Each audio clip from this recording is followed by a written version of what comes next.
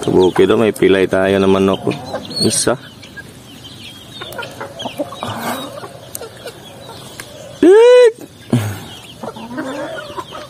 Nandun yung itong mga alaga sa kabila mga kabukid. So, ang ganda ng panahon yung mga kabukid. Oh. Pero kahapon ng hapon, umulan hanggang gabi.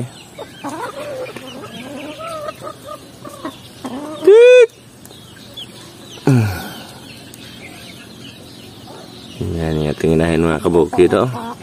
Ito yung ating dumalaga na cobra. Yan o.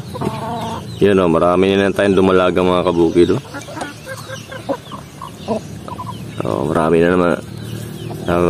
Paparamihin natin yung ating inahin ngayong buwan ng sa taon ng 2025. Subukan natin kung kaya ba natin umabot ng maraming sisiw. Yung mga papisa natin kung kaya ba natin ng 100. Kahit hindi man umabot ng 100, basta mga 60 ganon.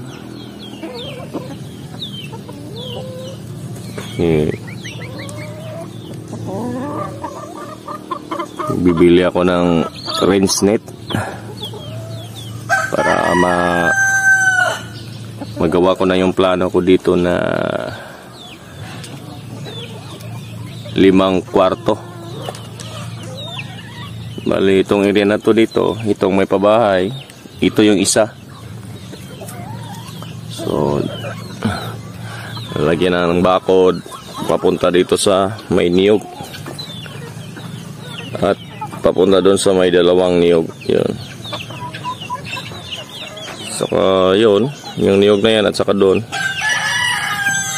bali isang diretso papunta doon. At ito yung ating pangalawa, hatiin to dito sa gitna, lagay tayo ng net. Tapos gagawa tayo ng isang pabahay dito. Ganoon din na maging sistema doon sa kabila, hatiin din, tapos 2 pabahay hanggang doon sa dulo, para yung ating mga sisiw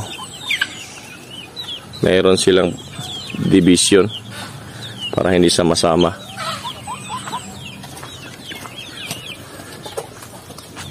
Hindi pa ako nakapaglagay ng tubig. Oh. So, tingnan nyo ating mga alaga mga kabukid. Oh. So ganyan yung ginagawa nila mga kabukid kapag yung ating mga pinagsunugan. Yan, kinakaykay nila at dyan sila naliligo. So napuna ko mga kabukid, yung abo na yan, nakakapagtanggal siya ng kuto ng mga manok.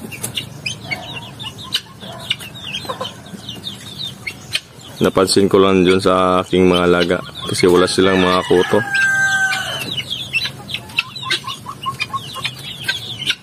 So sa isa nila mga kabukid na mayroon silang ginagalaan.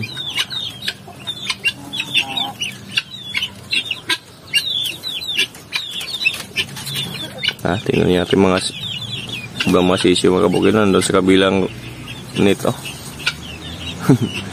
Kumasya sa butas. So yan, kunting panahon na lang, makakabili na rin tayo sa wakas.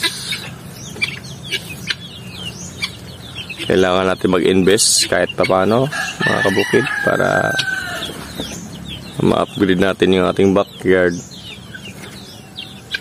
at para malaman rin natin kung kikita ba tayo dito sa pag-aalaga ng mga native na manok.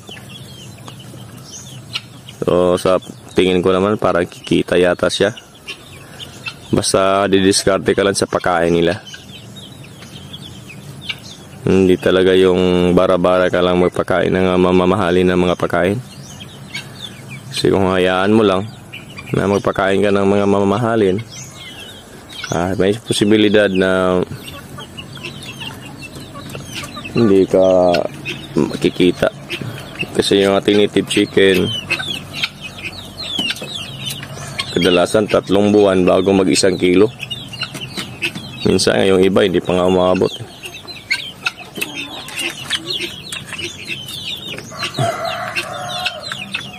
So, ngayon mga kabukid, punta natin yung ating mga sisiw. Yung di-old natin na mga sisiw. Kumustahin natin kung ano na ba yung status nila, kasi ngayon na yung pang 3 araw nila mula noong nilagay natin sila doon sa ating DIY brooder. So, nilagyan ko na sila ng daanan. Tingnan natin kung gusto ko lang ipakita sa inyo kung epektibo ba yung ginawa ko doon. Tsaka ipapaskita ko rin sa inyo yung ating mga second batch. Yan, kabukid na yung boiler.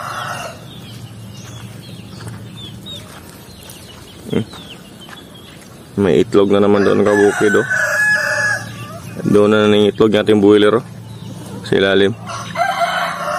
Iwan ko lang kung filter ba yan, pertel ba yan. Hindi pa ako nakabili ng basket. Siguro dadagdagan natin yan, kasabay ng pagbili ng rinse net. Real talk muna tayo mga kabukid, ha. Napansin ko mga kabukid, pag nag-alaga tayo ng ganito, mga native chicken, hindi mo talaga masasabi na agad kang kikita dito. Kumbaga para ka ditong nag-iipon. Huwag mo munang isipin yung kita. Ang importante, masaya ka, natatanggal yung stress mo dahil sa pag-aalaga. At saka kasi yung mga pera mo na ginagastos, may nakikita mo lang dito. Mga sabi mong investment din ito sa yung sarili. Masaya sa pakiramdam mga kabukid pag nakita mo yung mga alaga mo na ganito, malaki, lumalaki silang masigla at maayos, walang problema. Nakakapag-produce ka ng mga sisiw. At ang importante din mga kabukid, nalilibre yung mga ulam mo pang araw-araw, kasi palagi ka nag-harvest ng mga itlog. Isa rin yun sa maganda mga kabukid. Mula nung nagmanukan ako mga kabukid, hindi na ako bumibili ng itlog. Talagang libre na, kahit ilang itlog pa yung kakainin mo araw-araw, walang problema. So yan mga kabukid, oh. Ito po yung ating second batch mga kabukid, oh. Yan, oh. Gumagalaw-galaw na sila. So kung napapansin nyo mga kabukid, pinagpawisan siya. Saka yung humidity, ang taas ng humidity mga kabukid, oh, 84. So naglagay pala ako ng tubig diyan sa ating blower. So hindi ko pa to binuksan mula nung naglagay ako ng tubig. Kahapon ako naglagay ng tubig. So ngayon hindi ko pa siya ginalaw. Dito ko lang sinisilip-silip ko lang. Kasi hintayin ko muna yung pang 21 nila bukas. Kasi 30 pa ngayon. So ayaw ko muna silang galawin mga kabukid, kasi kapag ginalaw mo, yung humidity sa loob nag-iiba. Minsan nangyayari yung eggs na mapipisa na sana, biglang titigas. So hayaan lang muna natin ng ganyan. So ito na yung ating mga sisiw mga kabukid, oh. Yung the old, yung first batch. So yan na sila, oh. Lumalabas-labas na mga kabukid. So paunti-unti ko silang ginanyan.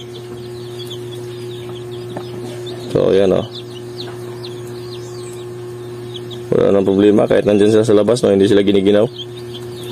Pero pag giniginaw sila mga kabukid, pumapasok dyan sa loob. So ganyan lang yung sistema dyan. Ito yung loob mga kabukid. Nakabukas na ito palagi yung itaas konti. Ayan, o. Ang liliksi nila mga kabukid, no. Napansin ko mga kabukid sa kanila, itong mga sisiw na to, hindi sila maingay. Wala kang maririnig dito na nag-iingay mga kabukid. Ang maririnig mo lang sa kanila yung kumakain sila. Di tulad dati nung yung batch ng aking mga sisiw na yung may kasamang boiler, yun. Nung dito ko dito yung ginamit ko na area, yung bumbilya ko 25, tapos papel yung ginamit ko na pang sapin. Talagang ang ingay-ingay ng mga sisiw mga kabukid. So doon ko na po na compare ko siya na once kapag maingay yung mga sisiw, ibig sabihin nun hindi yun sila komportable. So dapat ganito yung ating mga sisiw. Wala kang maririnig na nag-iingay na parang nasasaktan. So kung yung marinig mo lang sa kanila, yung kumakain sila. Diba? So yan ang na-observe ko sa kanila mga kabukid. So ibig sabihin epektibo yung ginawa natin. So pagkalabas pala ng ating second batch mga kabukid, ilalagay ko lang yan dyan. Ipag-halo-halo ko na sila. So titingnan ko rin kung anong magiging epekto pag ipaghalo yung hindi magkaparihan ng edad, kung hindi sabay yung araw, kasi maliit ng konti yun eh. So kung ito mga kabukid, bilis lumaki mga kabukid. Yan o, 2 days o. Native yung ating mga alagaan. Upgraded native chicken to sa akin mga kabukid. Oh, ang lulusog mga kabukid. Ngayon lang ako itong mga hatch ko ngayon mga kabukid, ngayon ko lang na mataba yung mga sisiw. So malaki pala talaga yung incubator. Dapat talaga maganda yung airflow doon sa loob, kasi isa siya sa mga nakapagbibigay ng sa ating mga sisiw para malaki siya. Yun ang napuna ko mga kabukid dati mga kabukid, yung luma kong design ng aking incubator. Ang payat na mga sisiw mga kabukid pag lumabas. May tulad nito, iwan ko bakit ang tataba nila. Malaman eh. Doon ako nagtaka. Kahit maliit ng sisiw, mataba. Siguro sa timplada siguro ng humidity o iwan ko, baka hindi ko masabi mga kabukid kung bakit ganito. Pero yun talaga ang napuna ko dito mga kabukid. Ang ganda nila tingnan mga kabukid oh. Ang cute nila. Nakagagaan sa pakiramdam na meron kang sisiyo na hawakan mo sila. So